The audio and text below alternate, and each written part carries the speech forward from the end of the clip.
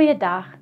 Dankie dat jy saam met ons hierdie pad en verdieping geloop het rondom die onderwerp selfbeskadiging.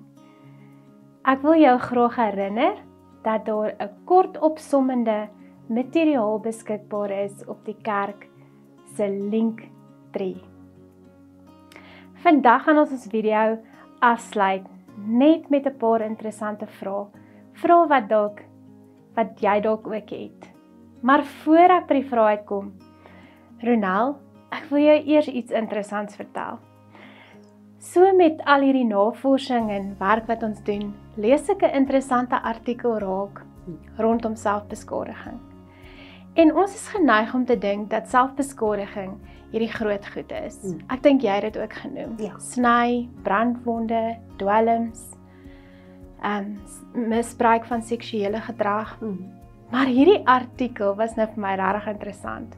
Want hierdie artikel verwys na selfbeskadiging as die manier waarop ons met onsself omgaan. Soos byvoorbeeld, hoe jy van jouself dink, wat jy daagliks van jouself sê.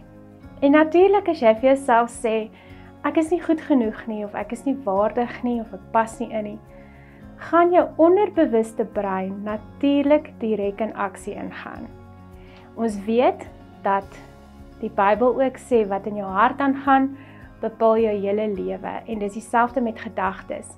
Gedagtes het 'n uitvoering wat ons liggame gaan doen.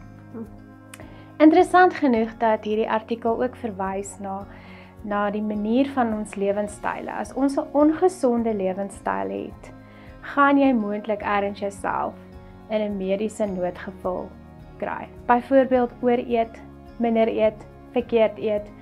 'n Onaktiewe leefstyl is 'n manier van selfbeskadiging. Interessant verwys hierdie artikel ook na dat mense ontvlugting vind in sosiale media. Dat hulle daai tydperk, daai 15 minute of so wat hulle scroll op Facebook, 'n mate van ontvlugting is, as ook die feit dat hulle dalk 3 of 4 ure tyd spandeer om 'n Netflix program te kyk, te binge, soos ons dit ken. En maar dan hou dit gevaar in vir jou produktiwiteit, jou tyd en die mense wat saam met jou leef. En dan, interessant laaste, praat hierdie artikel ook van mense wat dan op impuls inkopies doen. Fisies in jou kar ry en iets gaan koop, of in winkels tyd spandeer, goed wat jy dalk nie eers nodig het nie, wat jy dalk in 'n finansiële krisis kan dompel. Ook die COVID tyd het ons geleer om aanlyn inkopies te doen. En dit kan ook 'n selfbeskadigende gedrag wees. Veral as mense die wit olifante koop, wat ons natuurlik dan nie gebruik nie. Ronel, daar's 'n vraag op almal se lippe. Daar's dalk 'n onderwyser op buite, 'n oupa, 'n ouma, 'n mamma, 'n vriendin. Wat doen so 'n persoon indien hulle weet iemand is besig om hulle self te beskadig? Ek dink die grootste ding vir my is, het jy dit per ongeluk raak gesien? Of het daai persoon vir jou gesê? As jy dit per ongeluk raak gesien het, wil jy dit van die bergtoppe af basyn. Jy skrik vir jou dood, dit lyk erg. Dit lyk vreeslik as jy dit vir die eerste keer raak sien. Ek wil vir jou sê, moenie geraas maak nie. Selfbeskadiging is persoonlik. Daai persoon steek dit weg vir 'n rede. As jy dit per ongeluk raak gesien het, praat met daai persoon eenkant, vra saggies. As hulle nie wil hulp hê op daai stadium nie, kan jy dit nie forceer nie. Dit help nie, jy vertel die wêreld nie, want die wêreld gaan jou nie daar uithaal nie. As daai persoon reg is, gaan hulle vir jou sê, ek is reg vir hulp. En jy gaan nooit al die skade sien. Hulle sal dit altyd, maar altyd wegsteek. As daai persoon hulp wil hê, vra wat het hulle nodig. Jy kan nie iemand net na 'n hospitaal toe vat nie, jy kan nie iemand net na 'n sielkundige toe vat nie. Partykeer het hulle net nodig om te praat. Partykeer het hulle net nodig om asem te skep. Wees hulle asem en wees hulle tyd. Maar maak seker dat jy hulle vra, wat het hulle nodig en wat sal hulle help. Dis baie wonderlike raad. Nou ek kan dink as mens dan impulsief optree en die persoon net na sielkundige of 'n beraader toe vat, dat daai angs dalk en daai paniek erger frustrasie kan veroorsaak. Ja, daai persoon, soos wat ek laas keer gesê het, ek voel nam, daai persoon sal toemaak en nie saamwerk nie. Is daar enige spesifieke mediese toetse of diagnose wat kan gemaak word rondom 'n selfbesering?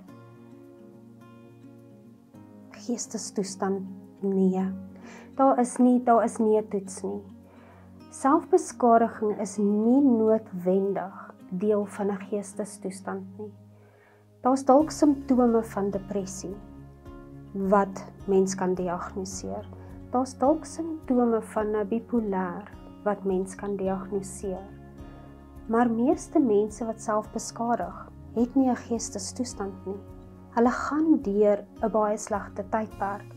Dis baie keer net 'n seisoen en is nie noodwendig gekoppel aan 'n geestestoestand nie. Dink jy selfbesering kan voorkom word? Nie regtig nie. As daar hulp is voor die tyd, miskien. Die eerste keer wat mens self beskadig, kan lei tot nog. En dit hang af van daai persoon, wanneer hulle hand opsteek. Dit hang af van daai persoon, in watter situasie hulle is, en vir hoe lank hulle in die situasie is. Maar daar is nie altyd tyd nie, omdat dit weggesteek word, en omdat dit so persoonlik is. Ja, en as ek terugdink na die lys van faktore, is baie van die selfbeseringsstrategieë nie noodwendig iets wat jy oor jouself bring nie, maar is gewoonlik uit 'n trauma, 'n verwerping of selfs net die omstandighede waarvoor jy nie gevra het nie. Ja. Dit maak vir my sin. Ja. Wanneer is dit regtig 'n mediese noodgeval? Wanneer moet iemand na 'n dokter toe gaan of na 'n hospitaal toe? As jy op 'n punt is waar dit buite beheer raak, as jy nie jouself kan help nie, as dit jou asemhaling beïnvloed, as daar bloeding is wat jy nie gestop kry nie, as daar fisies misvorming is, jy het jou hand gebreek teen 'n muur en nie net stikkend geslaan vandag nie, as daar verlies is aan beweging, groot goed waar jy nie jouself kan help nie, dan het jy mediese hulp nodig. Dankie vir al jou wonderlike raad. Is daar nog 'n paar goed wat jy met ons wil deel? Moenie te hard wees op jouself nie. En as jy aan die ander kant is, moenie te hard wees op daai persoon nie. Dit vat tyd. Dit vat geduld. En dit vat baie aandag gee aan die situasie. Dit vat vreeslik baie ontleding. As jy een keer dalk weer selfbeskadiging gedoen het en jy het regtig hard probeer, moenie te hard wees op jouself nie. Jy weet hoe om dit reg te kry. Begin net weer. Begin net weer van voor af. En erken hoekom het jy geval vir een keer, want is nie vir altyd nie. Daar is 'n kans om te stop. En dit vat tyd. En gewoonlik is dit wanneer jou situasie verander, wanneer dit makliker is om te stop. Maar jy moet ondersteuning ook kry. Praat met professionele mense. Daar's mense soos ons wat kan help. En dit is 'n proses. Wees geduldig. Baie dankie dat julle saam gekuier het en tyd uitgesit het om bietjie meer te leer rondom selfbeskadiging. Wie weet, dalk kan hierdie inligting jou help om iemand te identifiseer. Dalk is jy 'n onderwyser, 'n pastoor of besig om te leer in die veld van berading en mag hierdie inligting definitief deel vorm van jou raamwerk. Ons sluit vandag se video af. En ek wil vir jou kom sê, indien jy meer inligting wil hê, kom in kontak met een van ons. Ek wil jou ook kom bemoedig dat God jou uniek en spesiaal geskaap het. Hy het 'n spesiale plan en doel vir jou lewe. Jy is nie alleen nie. Jy is nie die produk van jou omstandighede of jou verlede nie.